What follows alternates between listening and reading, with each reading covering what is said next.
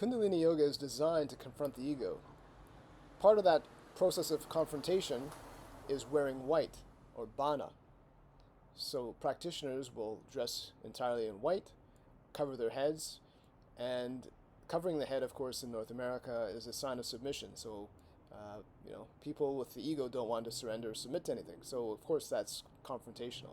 So when I was proposing my title, or I was sharing my title with some friends who were not Kundalini Yoga practitioners, they were immediately confronted by the fact that Kundalini Yoga was in the title.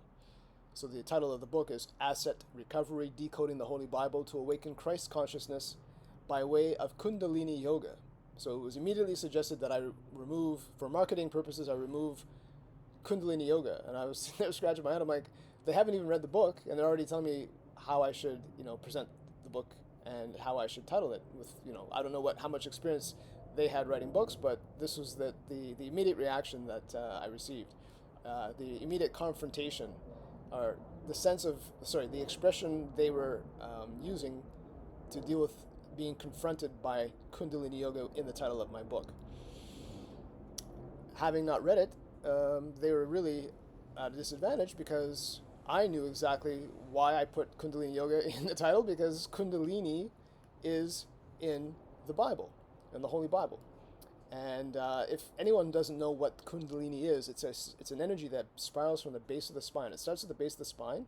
It's a 3.5 turn spiral. So it starts at the base of the spine, works its way up through the navel, that's one turn, then through the heart, that's the second turn, then through the throat, that's the third turn, then it goes out through the crown of the head, 3.5. And it is referenced on numerous occasions in the Holy Bible. So, in Ezekiel chapter 41, verse 7, and there was an enlarging and a winding about still upward to the side chambers, for the winding about of the house went still upward, round about the house. Therefore the breadth of the house was still upward, and so increased from the lowest chamber to the highest by the midst. Of course, midst is the middle or half.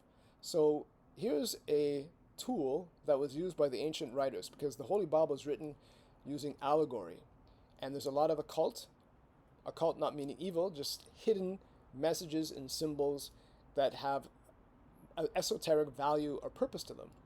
And this is one that stood out for me like a sore thumb, only because I'm a Kundalini Yoga practitioner.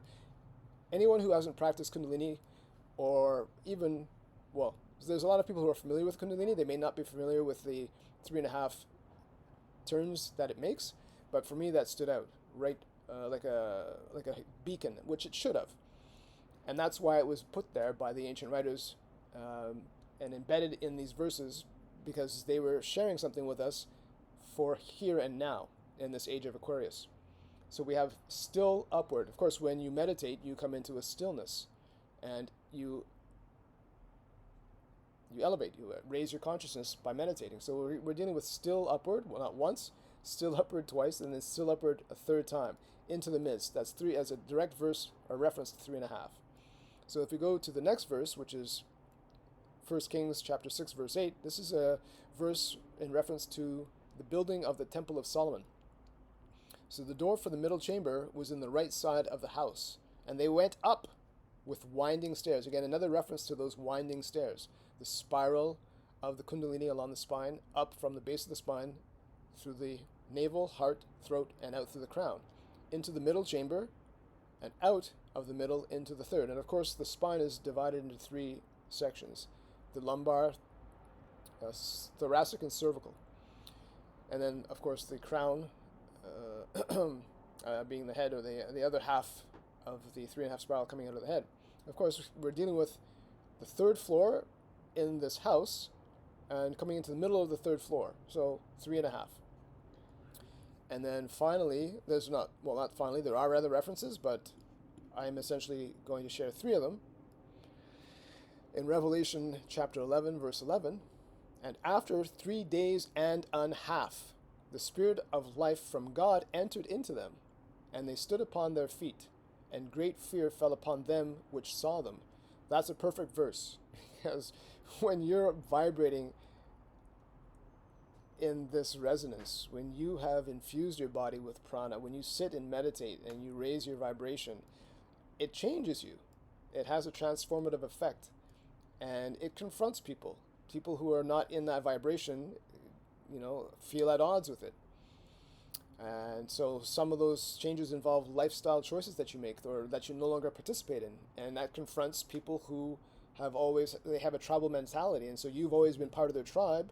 Perhaps you like to go out and drink, or perhaps you used to go out and drink, and you used to like to have, steaks and shrimp and what have you.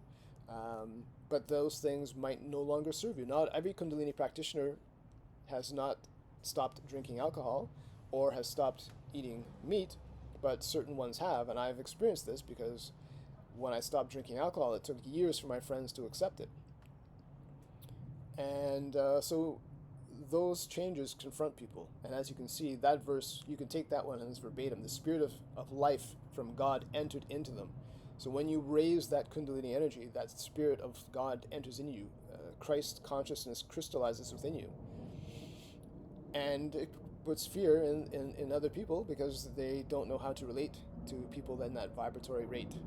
And of course, 3 days and a half is 3.5. So a direct reference again to the Kundalini energy. But there's more.